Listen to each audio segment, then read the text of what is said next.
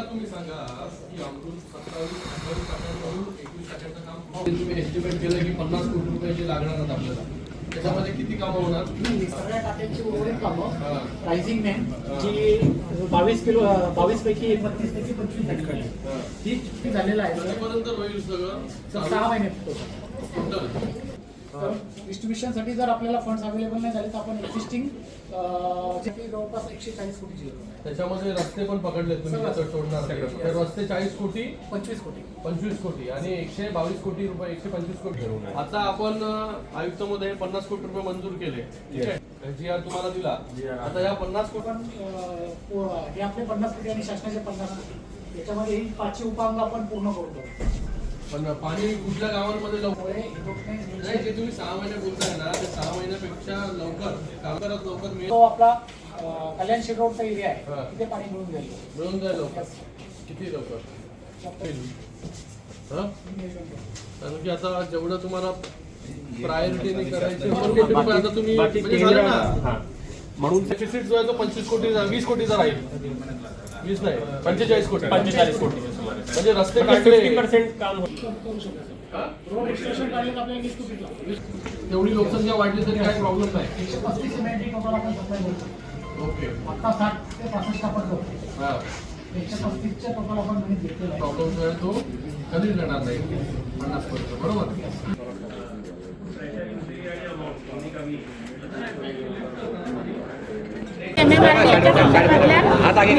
चालू असलेल्या विकास कामांबाबत आपण आढावा घेतला.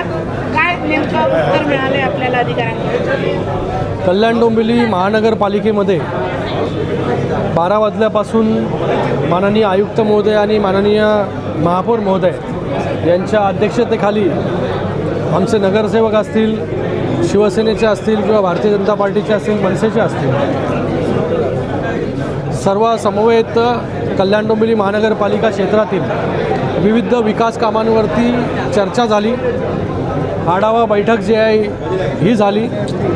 त्यामध्ये प्रमुखतः अमृत योजना जी आहे ही अमृत योजना जी 27 गावांमध्ये चालू आहे त्याच्यासाठी अतिरिक्त 50 कोटीची गरज होती. ती माननीय उपमुख्यमंत्री एकनाथजी शिंदे साहेबांनी मंजूर केली, त्याला मान्यता दिली आणि आजच तो GR जो आहे हा माननीय महापौर महोदय यांच्याकडे आम्ही सुपूर्द केला.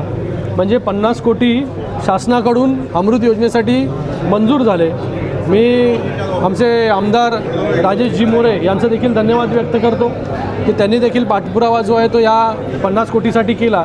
आता 50 कोटी राज्य शासनाकडून 50 कोटी कल्याण डोंबिवली त्याच्यामध्ये ॲड करणार. म्हणजे 100 कोटीचं कामं जी आहे, जी राहिलेली कामं आहेत ही कामं त्याच्यामध्ये ॲड होतील या अमृत योजना, ज्याचं एस्टिमेशन वाढलं होतं कोविड आणि या सगळ्या गोष्टींमुळे.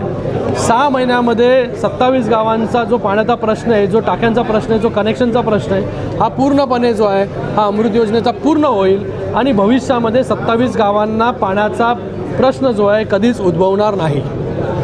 त्यानंतर भविष्यातील कल्याण डोंबिवली महानगरपालिका क्षेत्रातील म्हणजे शहरामध्ये जसं ग्रामीण भागामध्ये म्हणजे 27 गावांचा प्रश्न आता सुटतो आहे, तशाच कल्याण असेल, डोंबिवली असेल, कल्याण ईस्ट, कल्याण वेस्ट ह्याचं देखील डिस्ट्रीब्युशन लाईन जी आहे ती जुनी झालेली आहे. तिथे देखील पाणी पुरवठा योजना जी आहे ती भविष्यामध्ये चांगली झाली पाहिजे. त्याच्यासाठी देखील एक प्लॅन जो आहे कल्याण डोंबिवली महानगरपालिकेने 268 कोटीचा हा बनवलेला आहे. आत्ताच गेल्या बजेट सेशनमध्ये केंद्र सरकारने कल्याण महानगरपालिकांना एक मुभा दिली आहे की ते बॉन्ड रेस करू शकतात. त्याच्यामध्ये 50% पैसे बॉन्डच्या थ्रू या कुठल्या दुसऱ्या बँकच्या थ्रू जर रेस केले तर त्याच्यामध्ये केंद्र सरकार देखील जे आहे त्याचा वाटा जो आहे तो उचलण्यावरती तयार आहे. असं गेल्या बजेट सेशनमध्ये एक वेगळी स्कीम आपण बोलू शकतो. तर कुठल्या माध्यमाने पैसे उपलब्ध करायचे याच्यावरती देखील चर्चा झाली. त्याच्यानंतर रिंग रोडच्या सर्व सेगमेंट 1 to सेगमेंट 8 याच्यावरती चर्चा झाली. सेगमेंट 3चं लँड ॲक्विजिशन लवकरात लवकर झालं पाहिजे. याच्यासाठी तुम्हाला माहिती आहे 1-1.5 महिना अगोदर MMRDमध्ये देखील मीटिंग झाली. सेगमेंट 3मधलं 400 मीटरचं लँड ॲक्विजिशन अतिरिक्त झालेलं आहे. तर तिथे काम जे आहे ते कामाला चालना मिळणार आहे. सेगमेंट 2चं काम जे आहे ते लवकरात लवकर आता अलाइनमेंट परत MMRDAच्या माध्यमाने बदलण्यात आलेली आहे, ते काम लवकर होईल. म्हणजे एकंदरीत हा रिंग रोड जो आहे हा लवकरात लवकर पूर्ण आम्हाला सगळ्यांना करायचं आहे. जुलैपर्यंत आम्हाला सर्व लँड ॲक्विजिशन जे आहे सगळ्या सेगमेंटमधलं लँड ॲक्विजिशन पूर्ण करायचे आहे. त्यानंतर वालधुनीचा ब्रिज ईस्ट वेस्ट जो कल्याण ईस्ट आणि कल्याण वेस्टला कनेक्ट करणार आहे त्याचं देखील काम चालू आहे मोठ्या गतीने.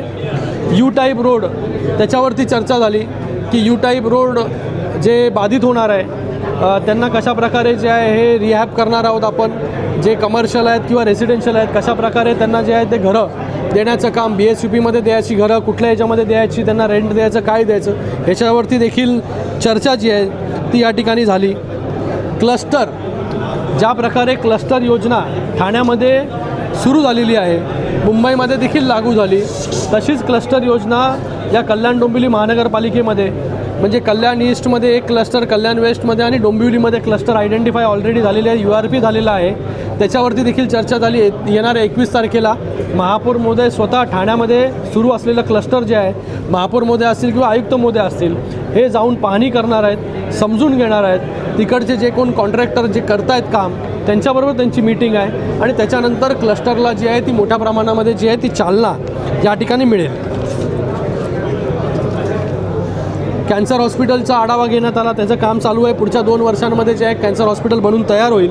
आणि त्याचबरोबर मी सांगितलं आयुक्त महोदयांना आणि महापौर महोदयांना की शास्त्रीनगर आणि रुक्मिणीबाई जे हॉस्पिटल आहे याचं देखील रिडेव्हलपमेंटचं काम जे आहे हे लवकरात सुरू झालं पाहिजे.